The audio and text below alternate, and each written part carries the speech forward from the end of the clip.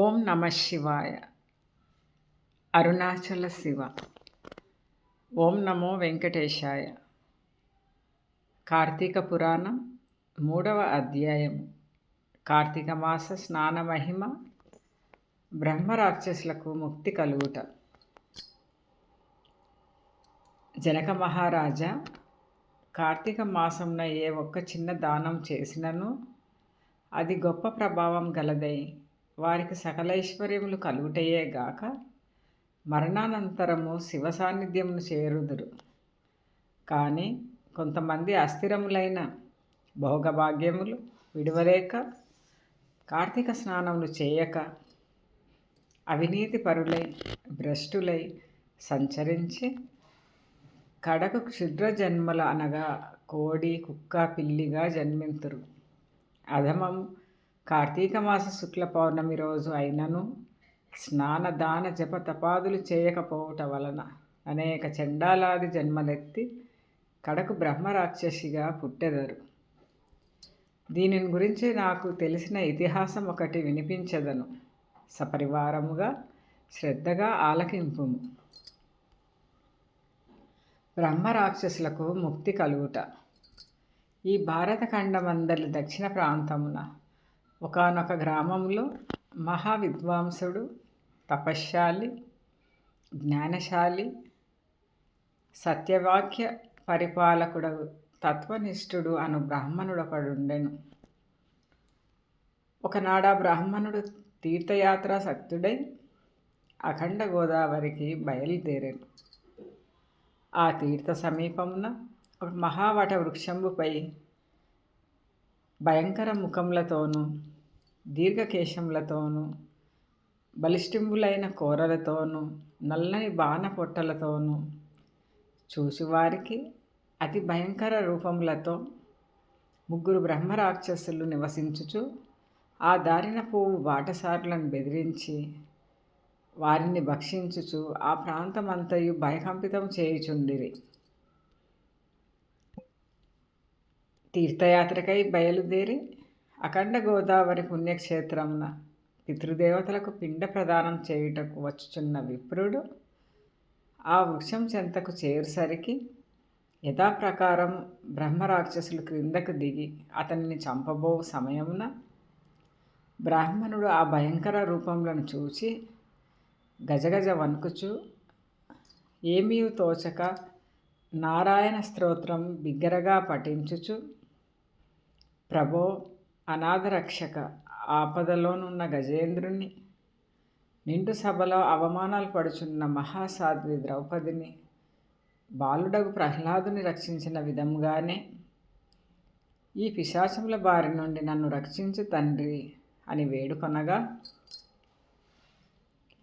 ఆ ప్రార్థనలు విన్న బ్రహ్మరాక్షసులకు జ్ఞానోదయం కలిగి, మహానుభావ, మీ నోటి నుండి వచ్చిన శ్రీమన్నారాయణ స్తుతి విని మాకు జ్ఞానోదయం అయినది, మమ్ము రక్షింపుడు అని ప్రాధేయపడిరి.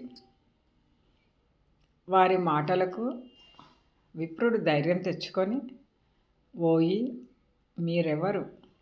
ఎందులకు మీకు ఈ రాక్షస రూపంబులు కలిగెను?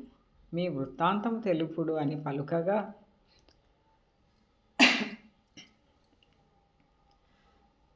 వారు, విప్రపుంగవ, మీరు పూజ్యులు, ధర్మాత్ములు,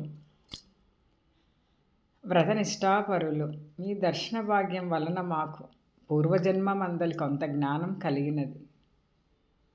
ఇక నుండి మీకు మా వలన ఏ ఆపద కలగదు అని అభయమిచ్చి అందుకు బ్రహ్మరాక్షసుడు తన వృత్తాంతం ఈ విధముగా చెప్పసాగాను.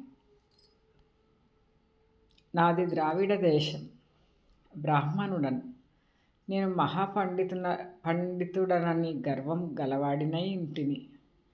న్యాయ విచక్షణలు మాని పశువునై ప్రవర్తించి తిని బాటసారుల వద్ద, అమాయకపు గ్రామస్తుల వద్ద దౌర్జన్యంగా ధనం లాగుకొనుచు దుర్వ్యసనాలతో భార్యాపుత్రాదులను సుఖపెట్టక పండితులను అవమానపరచుచు లుబ్ధుడనై లోకకంటకుడిగా నుంటిని.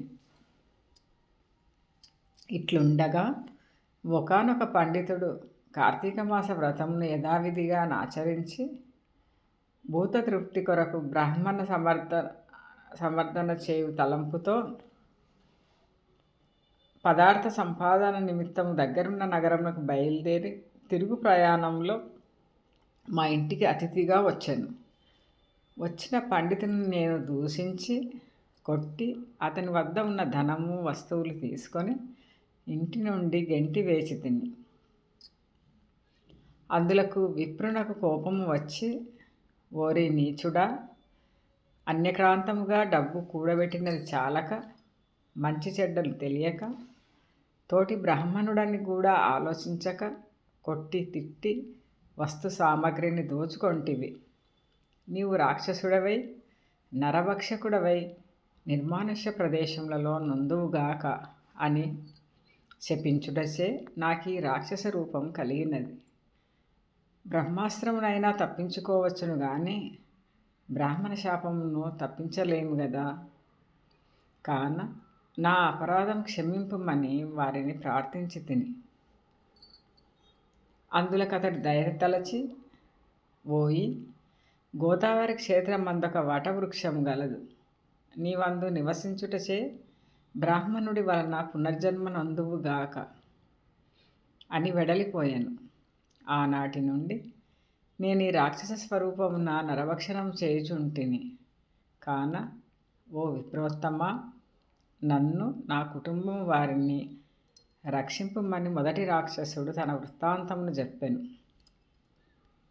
ఇక రెండవ రాక్షసుడు, ఓ ద్విజోత్తమ, నేను కూడా పూర్వజన్మలో బ్రాహ్మణుడనే.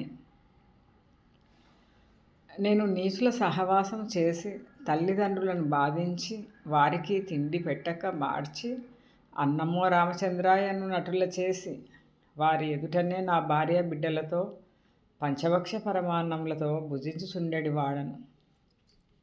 నేను ఎట్టి దాన ధర్మములు చేసి ఎరుగను. నా బంధువులను కూడా హింసించి వారి ధనం అపహరించి రాక్షసుని వలె ప్రవర్తించి తిని. కావున నాకు ఈ రాక్షసతత్వము కలిగను.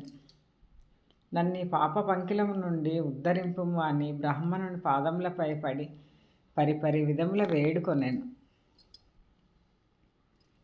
మూడవ రాక్షసుడు కూడా తన వృత్తాంతమును ఇటులా తెలియజేశాను. మహాశయ, నేనొక సంపన్న కుటుంబంలో పుట్టిన బ్రాహ్మణుడను. నేను విష్ణు ఆలయంలో అర్చకునిగా నుంటిని. స్నానమైనను చేయక కట్టుబట్టలతో దేవాలయములో తిరుగుచుండెడి వాడను. భగవంతునికి ధూప దీప నైవేద్యములైనను అర్పించక భక్తులు కొని తెచ్చిన సంభావమును నా ఉంపుడు గత్తెకు అందజేయుచు మద్యం మాంసం సేవించుచు పాపకార్యములు చేసినందున నా మరణానంతరం ఈ రూపము ధరించి తిని. కావున నన్ను కూడా పాప విముక్తిని కావింపుమని ప్రార్థించాను.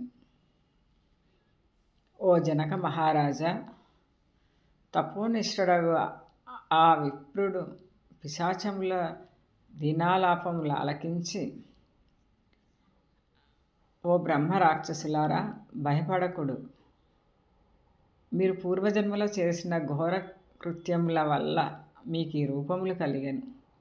నా వెంట రండు, మీకు విముక్తిని కలిగింతును అని వారిని ఓదార్చి తనతో కొనిపోయి ఆ ముగ్గురి చేతన విముక్తి సంకల్పం చెప్పుకొని తనే స్వయంగా గోదావరిలో స్నానమాచరించి స్నాన పుణ్యఫలమున ముగ్గురు బ్రహ్మరాక్షసులకు దారపోయగా వారి వారి రాక్షస రూపములు పోయి దివ్య రూపములు ధరించి వైకుంఠమున కేగిరి.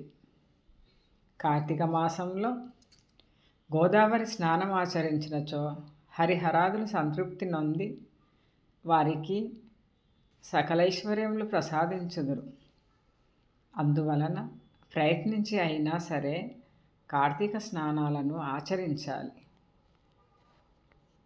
ఇట్లు స్కాంద పురాణాంతర్గత వశిష్ఠ ప్రోక్త కార్తీక మహత్యమందలి 3వ అధ్యాయము 3వ రోజు పారాయణము సమాప్తము.